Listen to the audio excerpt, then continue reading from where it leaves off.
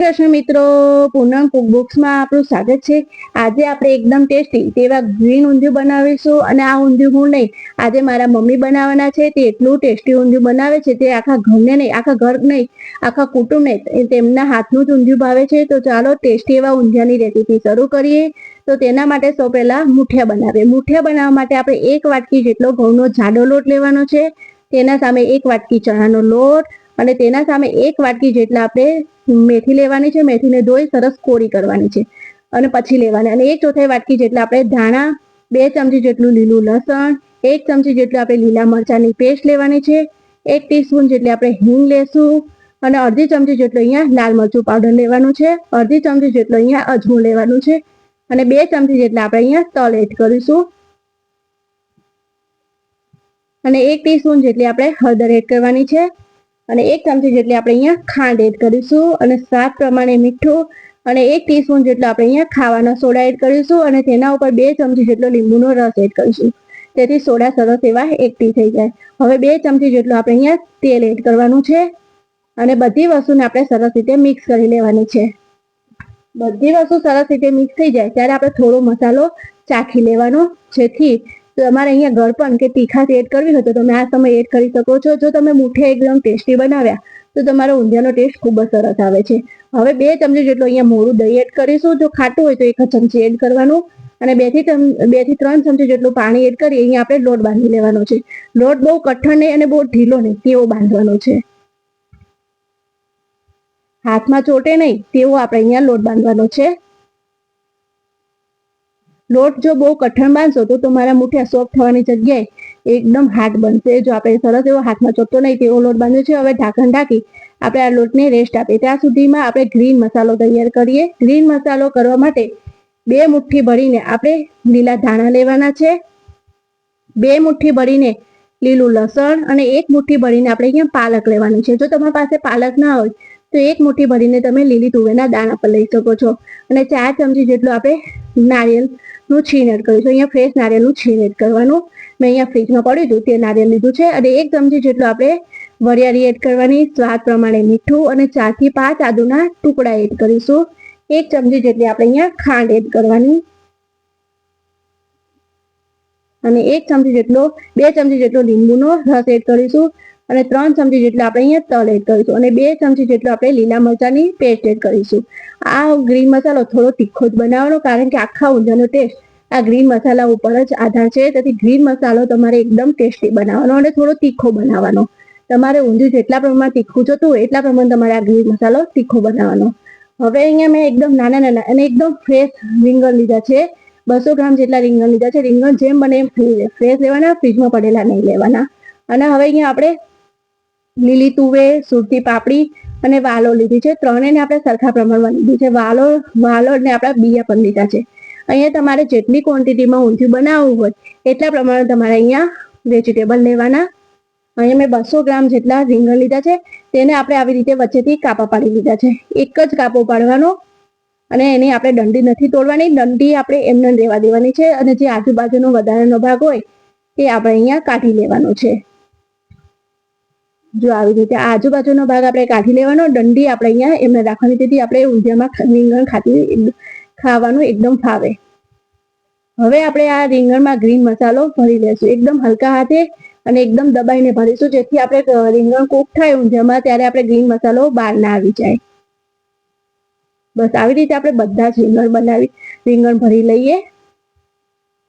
આ ઊંધિયું આપણે એકદમ સિમ્પલ રીતે અને એકદમ ઓછા વેજીટેબલમાં બનાવીશું, પણ એટલું ટેસ્ટી બને છે કે તમને ઘરના સૌ કોઈને ભાવશે અને તમે એકવાર આ રેસીપી જોઈ પછી તમે આવી રીતે જ ઊંધિયું બનાવશો અને એટલું ટેસ્ટી બને છે કે તમે બહારનું ઊંધિયું ભૂલી જશો। હવે આપણે આ બધા જ રીંગણ ભરી લીધા છે, ત્યાર પછી આપણે જે તુવેર, વાલો અને સુરતી પાપડી લીધી હતી તેમાં મમ્મીએ 2 ચમચી જેટલો અજમો એડ કરી લીધો છે અને આપણે તે અજમાને આપણે અહીંયા મિક્સ કરી દઈશું। આવી રીતે કરવાથી આપણે દાણા જ્યારે ઊંધિયામાં ખાઈએ છીએ ત્યારે આપણે વાયડા નથી પડતા। હવે અજમો મિક્સ થઈ ગયો છે ત્યારે આ બધા જ વેજીટેબલને આપણે પાણીમાં એડ કરી દઈએ અને તેને ડુબાડીને આપણે 10 થી 15 મિનિટ સુધી રેસ્ટ આપીશું, જેથી આપણે ઊંધિયામાં જે આ બધા દાણા ખાવામાં આવે છે વાલોના, તુવેરના, તે આપણે વાયડા નથી પડતા।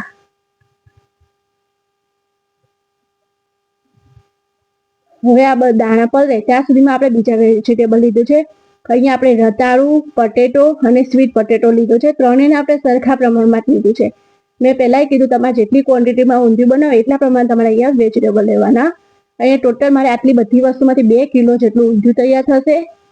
હવે જે આપણે મુઠિયાનો લોટ બાંધ્યો હતો તેનાથી આપણે લાંબા કે ગોળ એવા મુઠિયા વાળી લેશું. અહીંયા મુઠિયા થોડા નાના નાના વાળવાના, કારણ કે આપણે એને તળશું તો થોડા હજી ફૂલીને મોટા થશે. અહીં બધા જ મુઠિયા વળાઈ ગયા. ત્યારે હવે મુઠિયાને તળવા માટે તેલ એકદમ પ્રોપર ગરમ હોવું જોઈએ. આપણે મુઠિયાનો થોડો લોટ કરીએ અને તરત જ તળાઈને ઉપર આવે એટલે આપણું તેલ એકદમ પરફેક્ટ ગરમ છે. ત્યારે ગરમ તેલમાં આપણે અહીંયા કઢાઈમાં સમાય તેટલા આપણે અહીંયા મુઠિયા એડ કરીશું. બધા મુઠિયા એડ કરો ત્યારે આપણે ગેસની ફ્લેમ મીડિયમ ટુ હાઈની વચ્ચે રાખવાની. પછી એકવાર બધા મુઠિયા એડ થઈ જાય પછી આપણે ગેસની ફ્લેમ મીડિયમ કરી આપણે મુઠિયા સરસ એવા ગોલ્ડન બ્રાઉન થાય ત્યાં સુધી આપણે તેને તળી લેવાના છે. ગેસની ફ્લેમ મીડિયમ રાખીને તળવાના, જેથી મુઠિયા અંદરથી કાચા ના રહે. ઉપરનું પડ સરસ એવું ક્રિસ્પી થશે અને અંદરથી સરસ એવા સોફ્ટ થશે, જેથી તે ઊંધિયામાં ખાવાની ખૂબ જ મજા આવશે. હવે બધા જ મુઠિયા એડ થઈ ગયા પછી મેં ગેસની ફ્લેમ મીડિયમ કરી દીધી છે અને એને એકદમ સરસ એવા ગોલ્ડન બ્રાઉન થાય ત્યાં સુધી આપણે તેને તળી લેશું. જો મુઠિયાનો થોડો થોડો સરસ એવો કલર બદલાઈ ગયો છે, હજી થોડા ગોલ્ડન બ્રાઉન થાય ત્યાર પછી આપણે તેને બહાર કાઢવાના. સરસ એવા કલર બદલાઈ ગયો. હવે તેને આપણે બહાર કાઢી લેશું. આવી રીતે આપણે જેટલા મુઠિયા વાળ્યા છે એટલા બધાને તળી લેશું. મુઠિયા તળાઈ જાય પછી આપણે તેમાં રતાળું તળવાનું છે. અહીંયા જે રતાળું, પટેટો અને સ્વીટ પટેટો જે આપણે કટ કરી રાખે છે તે ત્રણેયને આપણે વારા ફરતી તળવાના છે. ત્રણેયને આપણે એક સાથે તેલમાં એડ કરી તળી નથી નાખવાનું. આપણે પહેલા રતાળું એડ કર્યું, રતાળુંને આપણે 70% જેટલું અહીંયા તળવાનું છે. એટલે 70% જેટલું રતાળું આપણું ચડી જાય ત્યાં સુધી જ આપણે તેને તળવાનું છે.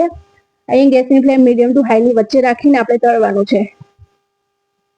બહુ જ વધારે તળાઈ ના જાય તે ખાસ ધ્યાન રાખવાનું. રતાળું તળાય છે એટલે તેની ઉપર થોડા થોડા રેડ સ્પોટ આવ્યા છે. બસ હવે અહીંયા 70% જેટલું આપણું રતાળું ચડી ગયું છે એટલે આપણે તેને તેલમાંથી બહાર કાઢી લઈશું. હવે આપણે તે તેલમાં સ્વીટ પોટેટો આપણે એડ કરીશું. સ્વીટ પોટેટો એટલે અહીંયા સકળિયું. એક સકળિયું મેં આવી રીતે ત્રણેય વસ્તુને એકદમ સરખા પ્રમાણમાં આપણે કટ કર્યા છે. હવે તે સકળિયું એડ કરી આપણે તેને પણ 70% જેટલું આપણે અહીંયા તળી લેવાનું છે.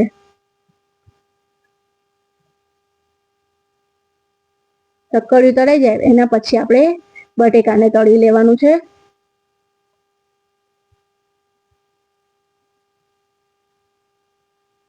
આપણે આ ઊંધિયામાં કોઈ પણ વધારે ગરમ મસાલા પણ એડ નથી કરવાનો. એટલે નાનાથી લઈ મોટા ગમે તે આ ઊંધિયું ખાય તો તેને ખાધા પછી નહીં પેટમાં બળે કે કશું જ નહીં થાય અને એટલું ટેસ્ટી બને છે કે તમે એકવાર આ રેસીપી જોઈ પછી તો તમે આવી રીતે જ ઊંધિયું બનાવશો અને બહારનું ઊંધિયું લાવવાનું પણ ભૂલી જશો. એટલું ટેસ્ટી આ ઊંધિયું બને છે. બસ હવે અહીંયા આપણા સકળિયું પણ તળાઈ ગયા છે એટલે હવે તે તેલમાં આપણે પટેટો પણ એડ કરીને આપણે તળી લઈએ. ત્રણેય વસ્તુને 70% જેટલી જ આપણે અહીંયા તળવાની છે.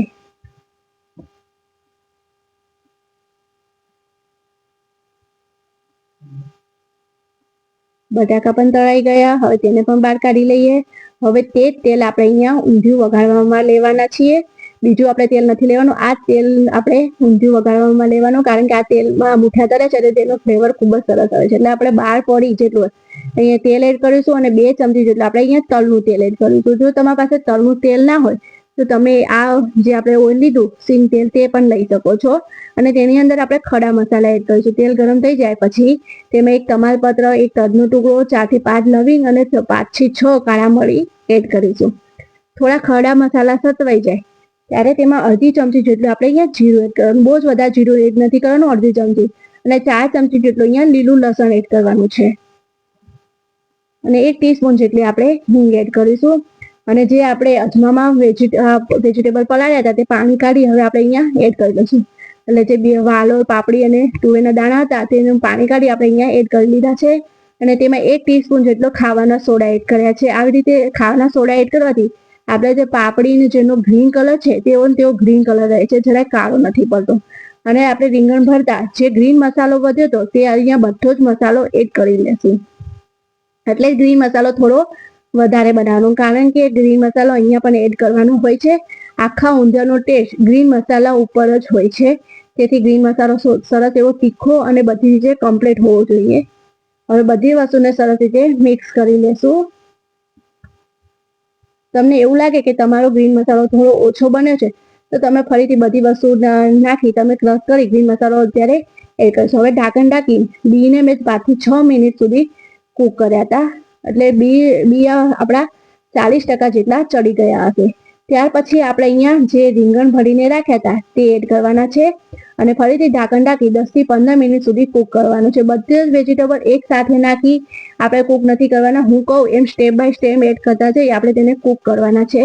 હવે રીંગણને પણ આપણે 10 થી 15 મિનિટ સુધી ચડવા દીધા હતા. ત્યાર પછી હવે આપણે જે તળીને વેજીટેબલ રાખ્યા હતા, રતાળું, શક્કરિયું તે અને બટેકું તે એડ કરી લેશું અને તેને રાખી ફરીથી તેમાં સ્વાદ પ્રમાણે આપણે થોડું મીઠું એડ કરી દઈશું. અહીંયા ગ્રીન મસાલામાં પણ આપણે મીઠું એડ કરી દઉં એટલે તે ધ્યાનમાં રાખી આપણે થોડું મીઠું એડ કરીશું અને તેને એકદમ હલકા રીતે તેને મિક્સ કરી લેવાના છે. એકદમ હલકા હાથે મિક્સ કરવાનું, કોઈ પણ વસ્તુ છુંદાઈ ના જાય તે વાતનું ખાસ ધ્યાન રાખવાનું. જો આવી રીતે બસ. હવે ફરીથી હવે તેની અંદર પહેલા આપણે 1.5 ગ્લાસ જેટલું ગરમ પાણી એડ કરવાનું છે, એટલે બધા શાક ડૂબે તેટલું આપણે અહીંયા પાણી એડ કરવાનું છે. એનાથી વધારે આપણે પાણી નથી એડ કરવાનું.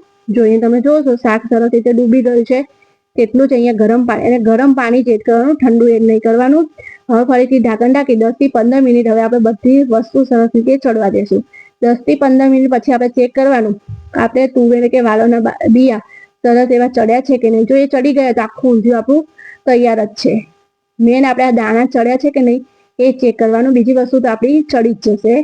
અને તમે જો સરસ એવું તેલ પણ છૂટું પડી ગયું છે ને આપણા બિયા પણ સરસ એવા ચડી ગયા છે. વાલોર અને બધી વસ્તુ આપણે ચેક કરી લઈએ તો સરસ વસ્તુ આપણે બધી વસ્તુ ચડી ગઈ છે અને સરસ એવું તેલ પણ છૂટું પડી ગયું છે. એટલે તેમાં છેલ્લે હવે આપણે 1/4 ચમચી જેટલો ગરમ મસાલો, જો ગરમ મસાલો ના હોય તો તમે અહીંયા ઊંધિયા મસાલો પણ એડ કરી શકો છો. અને જે આપણે મૂઠિયા તળ્યા છે તે એડ કરી લેશું. અહીંયા તમને જેટલા મૂઠિયા ગમતા હોય એટલા તમે અહીંયા એડ કરી શકો છો. અહીંયા જે આપણે મૂઠિયા બનાવ્યા હતા તેના અડધા મૂઠિયા હું તે એડ કરું છું, અડધા મૂઠિયા રહેવા દઈશ અને 4 થી 5 મૂઠિયાને આપણે આવી રીતે ચેપીને એડ કરીશું, જેથી ઊંધિયામાં ટેસ્ટ ખૂબ જ સરસ આવે. મૂઠિયા એડ કર્યા પછી ફરીથી આપણે ઢાંકણ ઢાંકી 5 થી 6 મિનિટ આપણે એને રહેવા દેવાનું ઊંધિયાને. અહીંયા આપણે મિક્સ નથી કરવાનું. બસ ઢાંકણ ઢાંકી 5 થી 6 મિનિટ જ આપણે તેને કૂક કરીશું.